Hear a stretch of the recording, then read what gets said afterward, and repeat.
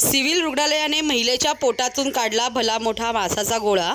उल्हासनगर परिसरात भाजी विक्री करणाऱ्या एका 48 वर्षीय महिलेच्या पोटात गेल्या 5 ते 6 महिन्यांपासून दुखत होते। घरची परिस्थिती गरिबीची असल्यामुळे खासगी रुग्णालयात उपचार करणे आवाक्याबाहेर होते।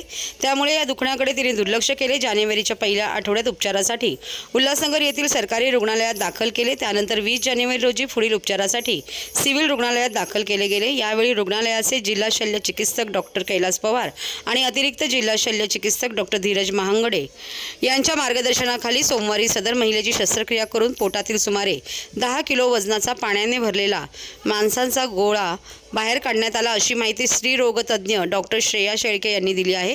महिलेच्या गर्भाशय पिशवीची सोनोग्राफी आणि सिटी स्कॅन काढल्यानंतर तिच्या पोटात पाण्याने भरलेला मांसाचा गोळा असल्याचे स्पष्ट झाले। त्यामुळे शस्त्रक्रिया थोडी अवघड होती, परंतु रुग्णालयाच्या निष्णात डॉक्टरांनी शस्त्रक्रिया यशस्वी केली। सुमारे 2 तासांच्या प्रयत्नांनी हा गोळा बाहेर काढला। ही शस्त्रक्रिया यशस्वी करण्यासाठी स्त्रीरोगतज्ञ डॉक्टर श्रेया शेळके, भूलतज्ञ डॉक्टर प्रियांका महांगडे आणि कर्मचाऱ्यांनी अधिक कथक परिश्रम घेतले। महिलाच्या पोटातील मांसाचा गोळा शरीरातील काही बदलामुळे होतो। पोटात सारखं दुखणे, अपचन, नैसर्गिक विधी करताना त्रास इत्यादी लक्षणे आढळतात। काही वेळा हा गोळा कर्करोगाचाही असू शकतो। त्यामुळे या गोळ्याची तपासणी करण्यासाठी वैद्यकीय प्रयोगशाळेत पाठवला आहे। यावेळी जिल्हा शल्य चिकित्सक डॉक्टर कैलास पवार यांनी अधिक माहिती दिली। एक 48 वर्षाची महिला जी भाजी विक्रीचं काम करते स्मॉल स्केलवर, आणि तिला काही दिवसापासून त्रास त्यांनी डॉक्टरला दाखवत होती। टेम्पररी ट्रीटमेंट घेऊन रिलीफ मिळत होता थोडाफार, पण तो काही दिवसानंतर तिचं लघवी बंद व्हायला लागली आणि संडासाला पण त्रास व्हायला लागला तिला। तर ती आमच्याकडे डॉक्टरकडे अप्रोच झाली। ते सोनोग्राफी वगैरे केलं। सोनोग्राफीमध्ये पोटात काहीतरी मोठी गाठ आहे हे आमच्या डॉक्टरांच्या लक्षात आलं। त्याच्यानंतर सगळे इन्व्हेस्टिगेशन वगैरे केलं। एक तर ती बाई 48 वर्षाची पोस्ट मेनोपॉजल पाळी थांबलेली आहे आणि तिला डायबिटीज आहे हेवी, आणि हायपोथायरॉइडिझम पण होता। त्यामुळे अशा केसमध्ये खूप कॉम्प्लिकेटेड वाटत होतं केस, परंतु आम्ही आमचे गायनेकोलॉजिस्ट, आमचे ॲडिशनल सिव्हिल सर्जन डॉक्टर महागडे, आमचे श्रेया गायनेकोलॉजिस्ट डॉक्टर आणि बाकीचे लोक आम्ही सगळे बसलो आणि त्या गोष्टीवर डिस्कस करत होतो की काय करता येईल कसं। आणि अनेस्थेसिस्ट डॉक्टर प्रियांका महागडे यांचं सजेशन घेतलं। बाकी सगळ्या डॉक्टरची टीम बसली, सर्जन्स वगैरे सगळे, आणि डिसाईड केलं की आपण ऑपरेट करूया। कारण एकंदरीत सोनोग्राफी सिटी स्कॅनवरून तो गोळा खूपच मोठा असं वाटत होतं आणि पहिली एक भीती होती की कॅन्सरचं पण असू शकेल। तर पेशंटला कॉन्फिडन्समध्ये घेतलं। खूप गरीब पेशंट आहे, खर्च करू शकत होती। बाहेर तिला जवळपास 3-4 लाख रुपये खर्च येणार होता। तर मग आपण तो ऑपरेट करायचं इथं ठरवलं। आपण ऑपरेट केलं आणि अतिशय छान पद्धतीने ऑपरेशन झालं। जवळपास 10 किलो तो गोळा जो आहे पोटातनं काढला। गर्भपिशवीच्या बाजूला जे अंडाशय असतं, 6-9.5 म्हणून सांगतो यांना, तर तसं ते काढलं।